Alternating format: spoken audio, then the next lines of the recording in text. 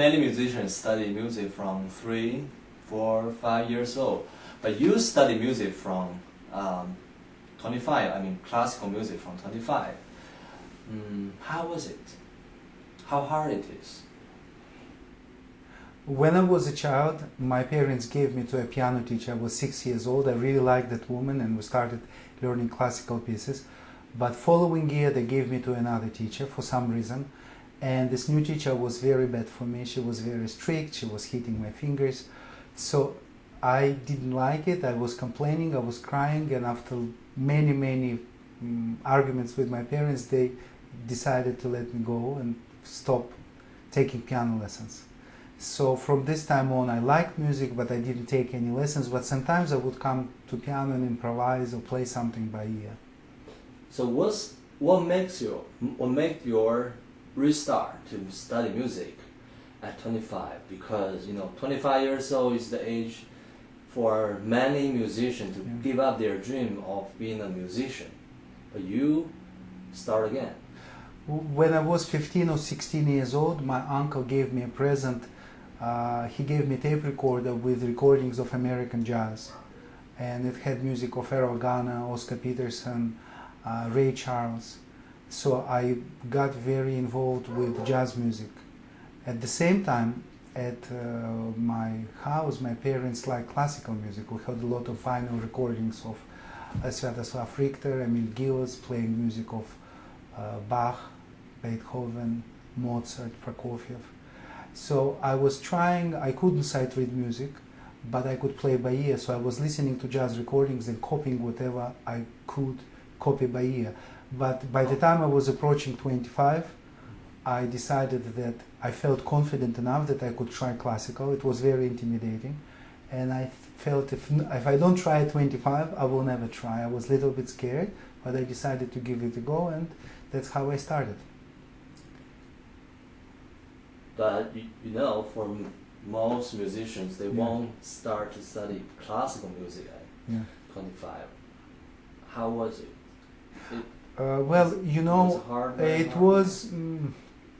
It wasn't hard. I think it was easy because I didn't have any pressure. I didn't have to enter into the school. I didn't have to take classes. I didn't have to pass examinations or enter any competitions. I could study on my own, at my own pace, and it made me feel actually very relaxed.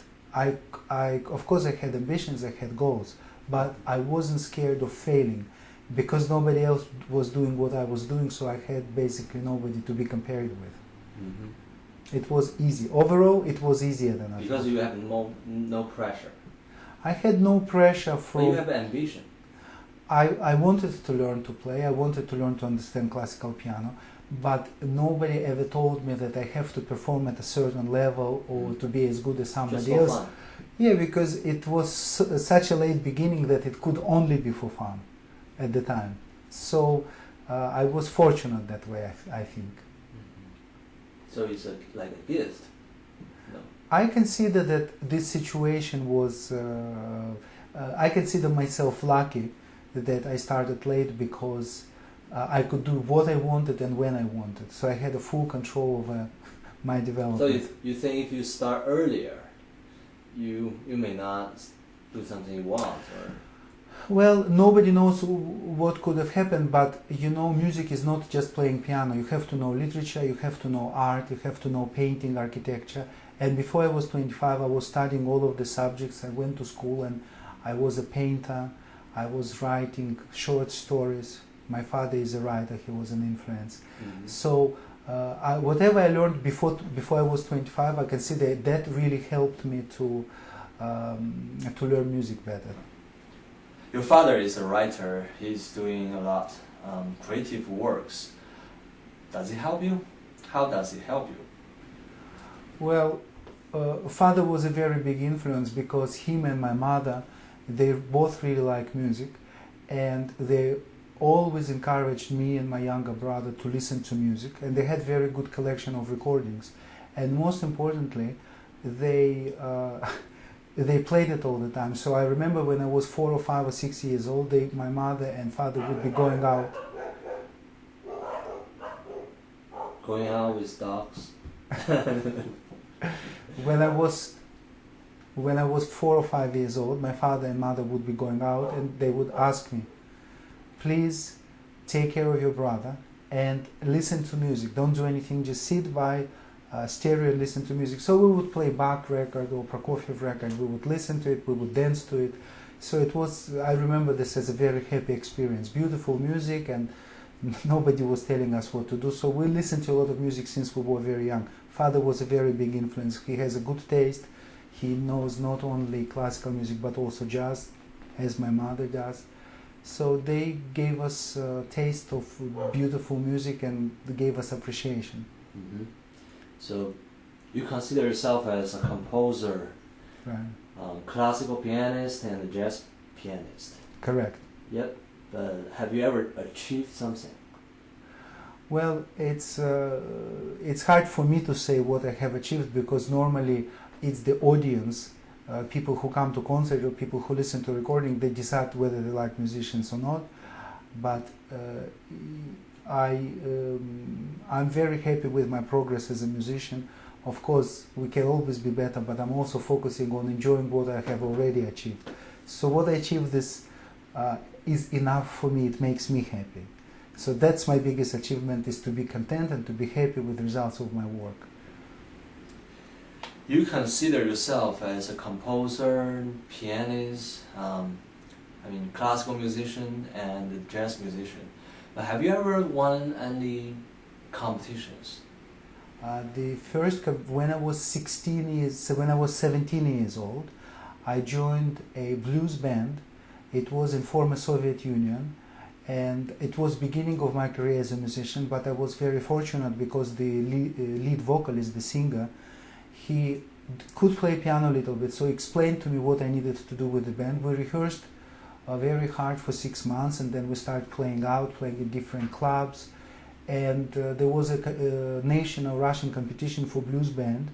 So we joined this competition and competed with many other musicians, and we won the first prize. So at the age of 17, it was very funny, because when it was announced, the way it was done, there was a lot of people in the audience, and at the end they were voting. So it wasn't by jury but by voting. Mm-hmm. So we got the most votes. And it was funny feeling, because I was 17, I was very shy, but I did my best. I we did few performances. And when I was coming off stage after announcement, we had people coming over and asking me for autographs. Mm-hmm. So after 1 year of playing with the band, you can call it achievement, and that was the beginning of my career as a blues and jazz musician, playing in a band, traveling with the band, participating in different shows, performing for radio, television.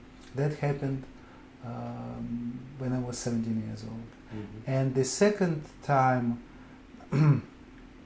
in year 2000, there was an international competition for composers who use internet while writing music, who exchange ideas. That was beginning of the internet age. So Billboard magazine had this competition, and somebody advised me to enter my original composition, which I did. I didn't believe that I would win. There were over 500 entries. That was decided by jury. And I remember receiving email, congratulations, that the jury decided that you won the first prize. I was very happy. I was living in New York at the time. It was a very nice experience that somebody appreciated my music. So that was the second time that I won the competition. Okay. Tell me your stories in New York City. I left Russia, and I went with my family. We went to Melbourne, Australia. We had relatives there. We decided to relocate and start new life. And I really enjoyed Australia. I was studying jazz music at the time, taking lessons in college, Victorian College of the Arts in Melbourne. So one of the teachers was an American musician. His name is Mickey Tucker. He used to play with Art Blakey in a very famous jazz band called Jazz Messengers, and he was my teacher. He was Afro-American. So he told me, Philip, if you really want to learn jazz, you cannot be in Australia. You have to go to the homeland of jazz. And I advise you to go to America. I advise you to go to city of New York. So when I came to New York, I signed up for school of very famous pianist. His name is Barry Harris. And I was participating in his school for over 2 years, taking classes, and also playing with local musicians, going to jam sessions, and playing in clubs, recording, learning from older musicians, taking lessons with different people, listening to records, transcribing. There is a very big jazz community in New York, and of course my Australian teacher was right, that was really the place to learn jazz music. So that was my initial reason to come to New York.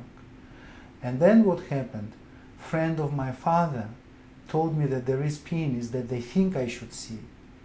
And I didn't know who it was. They mentioned his name. His name was Vladimir Viardot.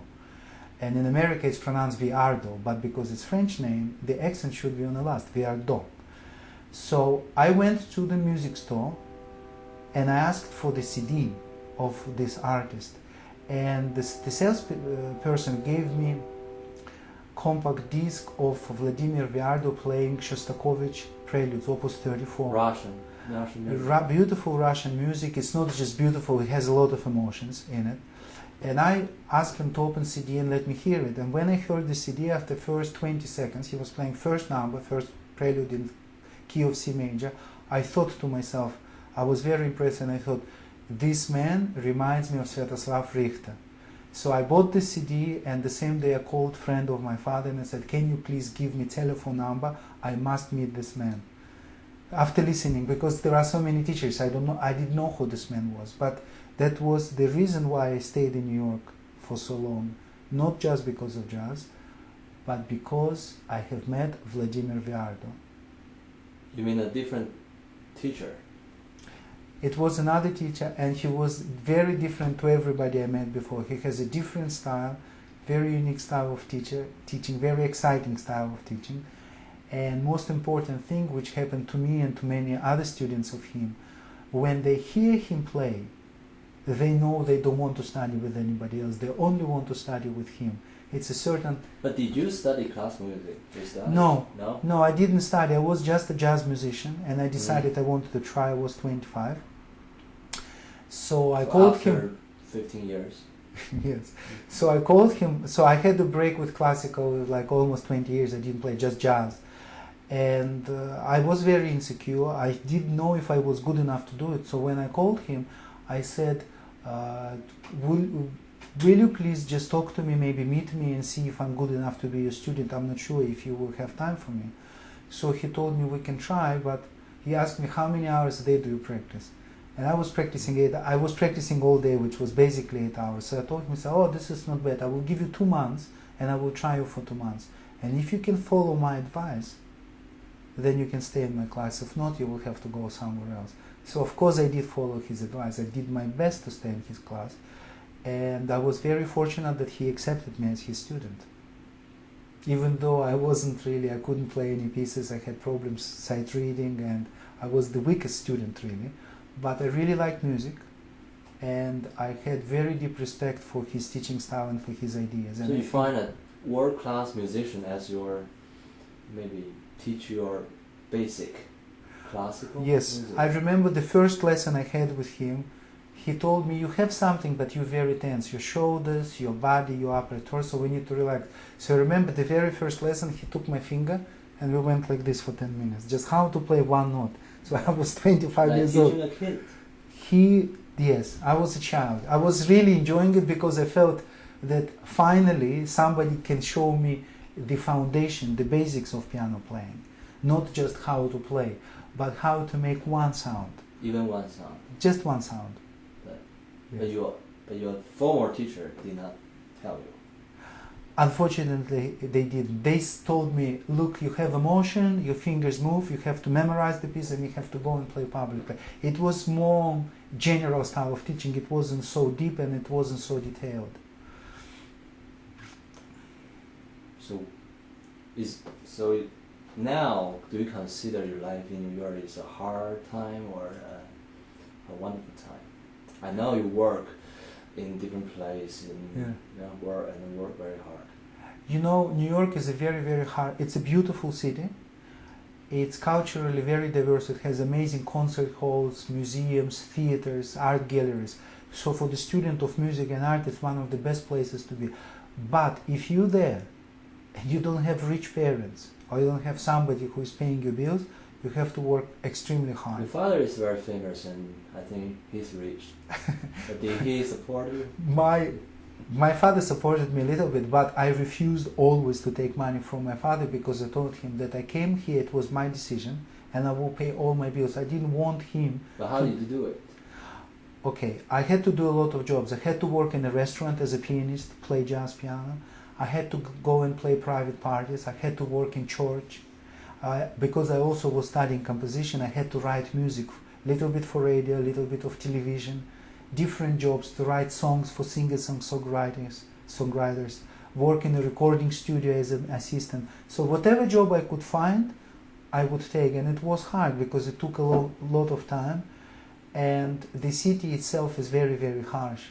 So you don't expect that somebody will help you. You have to do everything on your own. As an Australian citizen, I couldn't rely on welfare, so I have to make every dollar. But that was the hard part. But the beautiful part was that I was able to study with my piano teacher and with my composition teacher as well. And I was able to go to Carnegie Hall, Metropolitan Opera, Lincoln Center, Metropolitan Museum of the Art, all the beautiful places in New York. If you did not study music, what would you do right now? If I didn't study music, I probably would be a painter or writer or would do something creative. Artist? Definitely an artist, but maybe different kind of art. Do you think you have a gift? Well, look, I think that if you have gift for one art, you can do any art, because all arts, they have something in common, which is a lot of it is about emotion and expressing your emotion and connecting with your emotion. So yes, I can say definitely could do something else. Actually, pianist music is maybe one of the hardest work in the world because you have to have the skills. That's why. You know, to be a concert pianist, it probably is the hardest job in the world, because when you go on stage and you perform, you have to play, most of the time you play from memory if it's a solo piano recital. So there is aspect of memorization. And then the aspect of constant practicing. You have to practice. It's like sport. You have to spend several hours a day to be in shape, and that requires a lot of discipline. So you can't be bored with this. You have to be excited all the time. So for people, it's natural to be lazy and to be bored. So you have to do something special, which takes a lot of discipline and courage as well. What's your goal? My current goal is to be less ambitious and just enjoy every day while doing something and being focused. So I would say absolutely no stress and as much beauty as possible in everything I do. Happiness, beauty, relaxation, but also concentration and creativity. But no competition. I don't want to compete. Because I don't want to offend you, but is that because you cannot win? Well, you know, I may not be able to win the piano competition, but what I know is that it's one of my goals to not to be on the competitive side of things and to be just with people who enjoy music on a daily basis and for whom it's part of their lifestyle and part of their conviction, but maybe not so much in a professional environment, because professional environment is very competitive, and a lot of time competition leads to stress, because in a competition one person wins and 49 people lose. Even more.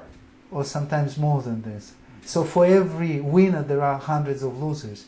So that's not very balanced. So I'm obviously, you know, trying to stay away from competitions. You try. I'm trying. Even though I'm offered sometimes to join, but thankfully I'm getting older, and at some point I will not be able to join any more competitions. So it's very easy. You are teaching and you are a special teacher, right? So can you tell me a story about how do you teach? My teaching style, I was frustrated when I first started, because I remember that piano teacher always wanted me to do what they felt right, but never really asked me what I was interested in. So my style is very simple. I want to find out what the student wants, the first stage, then I want to connect with them, understand them. Can you give me an example? Any story? Any story?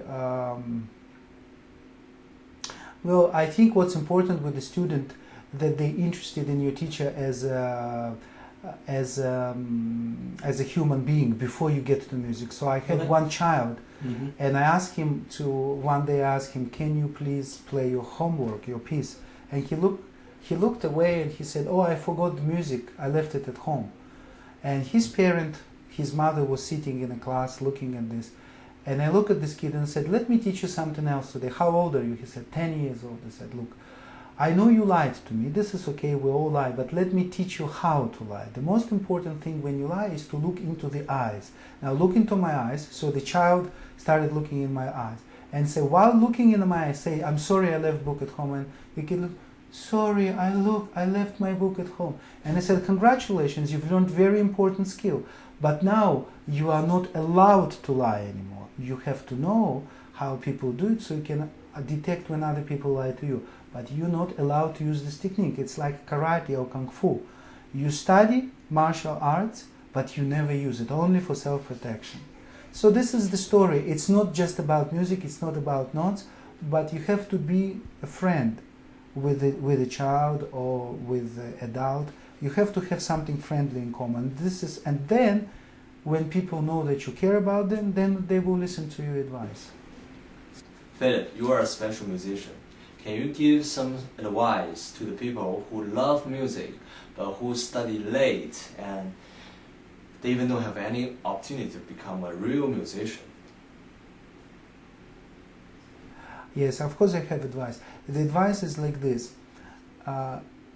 When you go to your day job, which is, let's say, 9 to 5, you have a boss. You listen to your boss and you follow the directions. And this is your job, which you have to be very, very strict about. But when you play music, most important thing is you don't have to listen to anybody. Just listen to yourself. Don't compete with anybody. Don't feel bad if you think you're not good enough.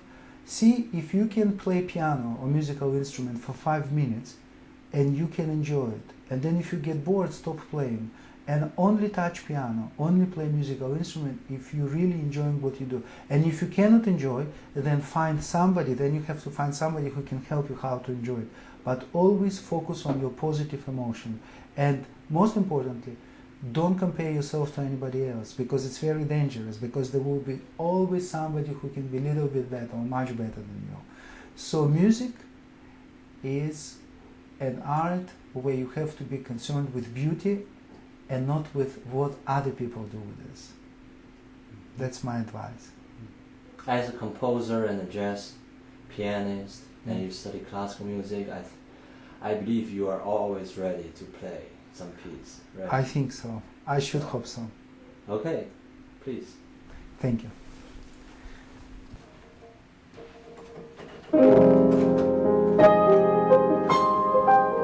One more time.